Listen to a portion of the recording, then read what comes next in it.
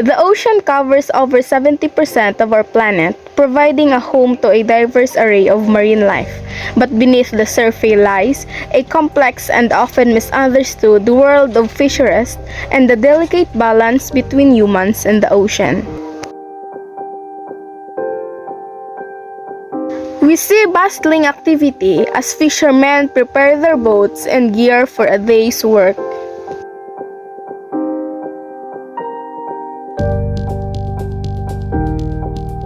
Edward Wandren alias Wonderboy, Ilang taon na po kayo? 60. Sa sobra init ng panahon ngayon, kamusta ang takbo ng pangingisda? Mahirap po ba o madali? Sa mahirap man. Sobrang init. Fishing is not just a means of sustenance, but a way of life for countless communities across the globe. However, this way of life is facing unprecedented challenges.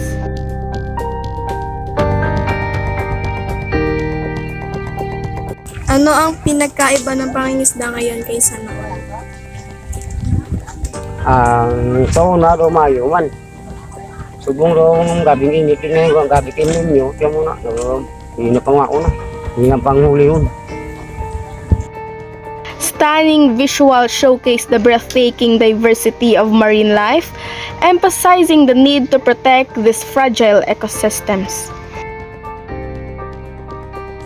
Ano ang mga ginagawa nyo o anong oras kayo naglalayag upang hindi kayo maabutan ng sobrang init?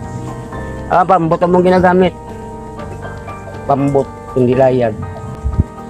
Mapalaot kami alas 4 sa umaga. Doon ka namin dito sa amin alas 7, 3 oras lang. Our oceans are a treasure trove of life, and it is our responsibility to ensure their health and vitality for future generations.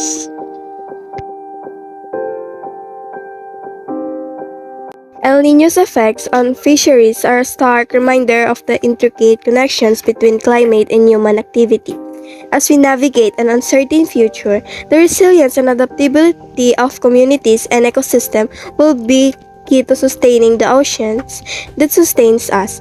Through innovation and collaboration, we can turn the tide towards a more sustainable relationship with our planet's marine sources. We delve into the social economic complexities of fishing communities, shedding light on the human dimension of the fisheries crisis.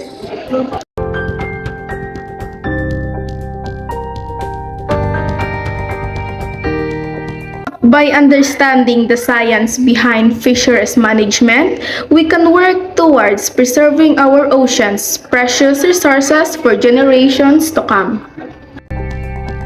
Together, we can make a difference in the preservation of our oceans and the sustainable management of fisheries. The time to act is now.